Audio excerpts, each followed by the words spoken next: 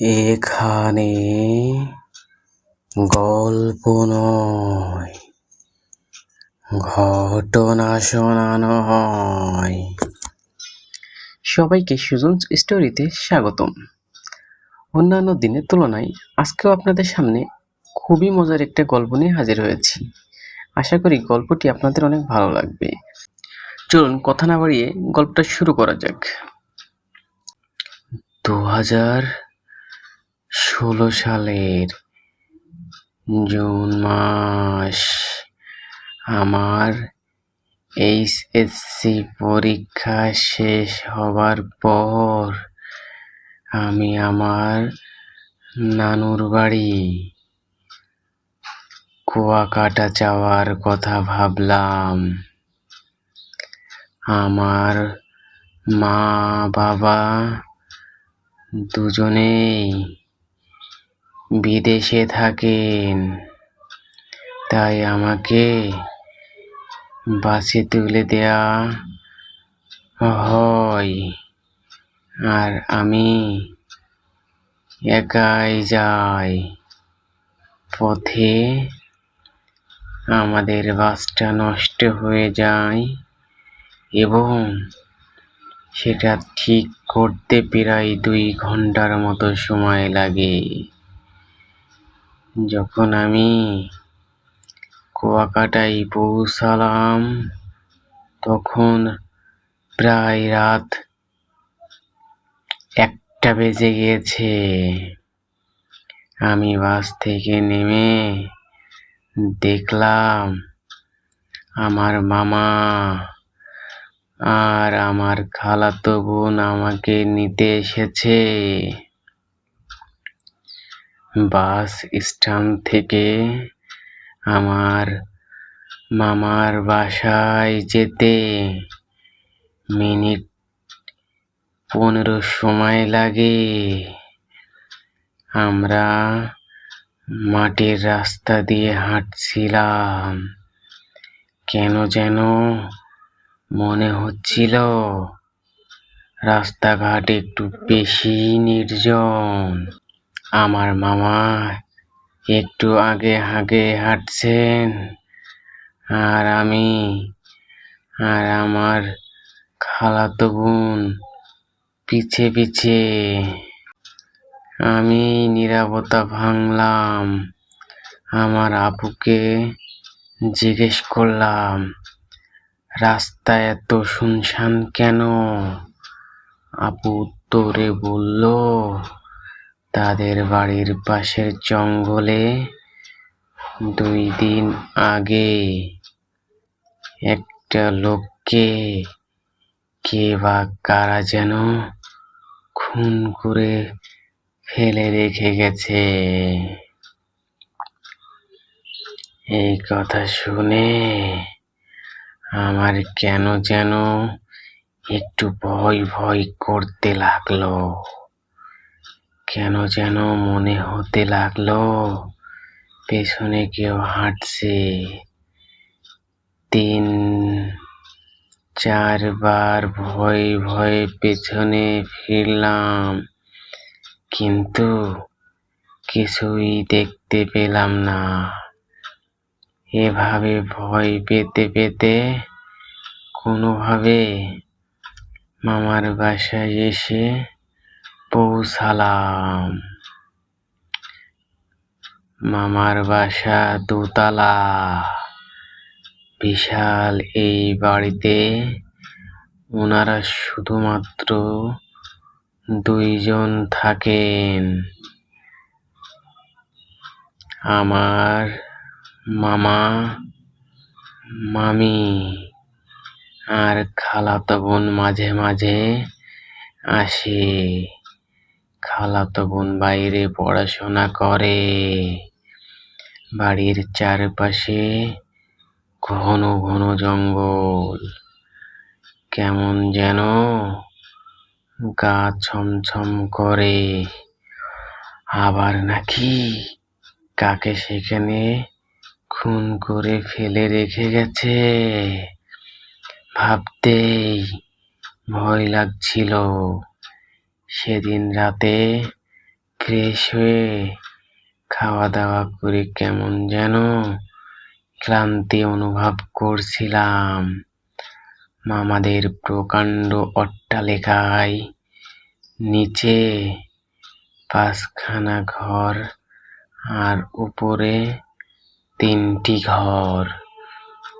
এক একটি ঘর যেন এক একটি খেলার মাঠ। যাই হোক, আমার জন্য নিচতলার একটি রুমে থাকার ব্যবস্থা করা হয়েছে। প্রথমে একটু ভয় করছিল একা একা থাকতে, কিন্তু মনে সাহস আনলাম এবং একসময় ঘুমিয়ে পড়লাম। রাত তখন কয়টা বাজে আমি জানি না, কিন্তু হঠাৎ আমার ঘুম ভেঙে গেল।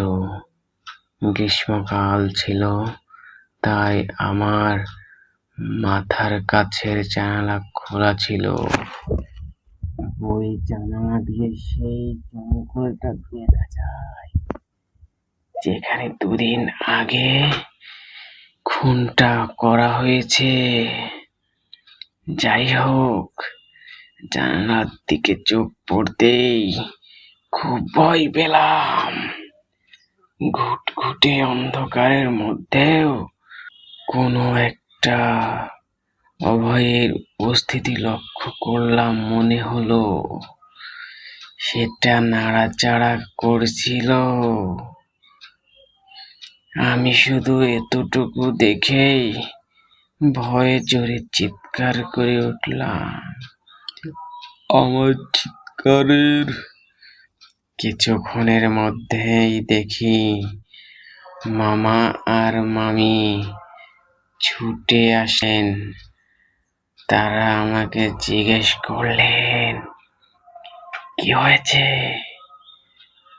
তো আমি বললাম আমি কি দেখেছি, কিন্তু ওনারা বললেন যে এটা মনের ভুল। আলো জ্বালানোর পর আমার কাছেও ব্যাপারটা হাস্যকর মনে হচ্ছিল, তাই আমিও সেই কথাটা মেনে নিলাম। সেই দিন রাতে এরপর আমি আর আমার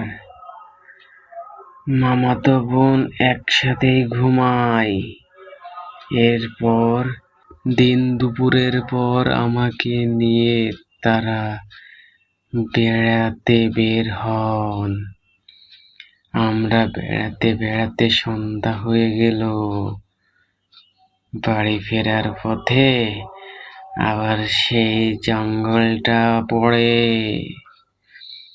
জঙ্গলটা দেখে আমার আবার গত রাতের কথা মনে পড়ে গেল। খানিকটা ভয় ভয় করতে লাগলো। ভয় করাটার জন্য আমি আর আমার মামা গল্প করতে করতে এগোচ্ছিলাম। এর মাঝে আমরা খেয়াল করিনি যে আমার মামাতো বোন আমাদের সাথে নেই। আমরা যখন প্রায় বাড়ির কাছাকাছি, তখন দেখলাম আপু আমাদের সাথে নেই। সবাই আপুকে খোঁজাখুঁজি শুরু করলাম, কিন্তু আপুকে কোথাও খুঁজে পাওয়া যাচ্ছিল না। শেষমেশ কিছু মানুষজন জোগাড় করে সেই জঙ্গলে যাওয়া হলো। জঙ্গলে গিয়ে দেখা যায় আপু মাটিতে পড়ে আছে। তাকে সেখান থেকে উদ্ধার করে হাসপাতালে নিয়ে যাওয়া হয়। 2 দিন সেখানে থাকার পর আপু বাসায় ফিরে। সবাই জিজ্ঞেস করায় সে সবাইকে সেদিনের ঘটনা খুলে বলে। সেদিন সে আমাদের পিছন থেকে হঠাৎ উধাও হয়ে যায়। কারণ সেই দিন সে আমাদের পিছন পিছন আসছিল, এমন সময় কে যেন তাকে পিছন থেকে তার নাম ধরে ডাকছিল। সে পিছনে ফিরে দেখে কেউ নেই, কিন্তু ডাকটা বারবার কানে আসছে। তাই সে ডাক শুনে পিছন দিকে যেতে লাগলো।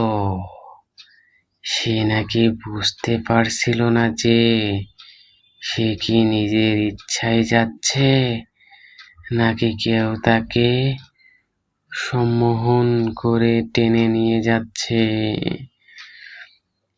যেখানে লাশটা পাওয়া গিয়েছিল সেখানে গিয়ে আপু দেখলো লাশটি মাটিতে পড়ে আছে।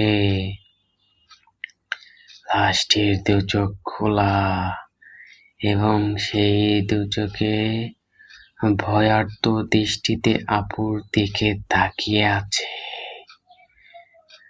আপুর নাকি এতটুকুই মনে আছে। এরপর জ্ঞান ফিরলে সে নিজেকে হাসপাতালে আবিষ্কার করে। এরপরের দিনই আমি ঢাকায় ফিরে আসি। আমি সেই ভয়ঙ্কর অভিজ্ঞতা এখনো ভুলতে পারিনি।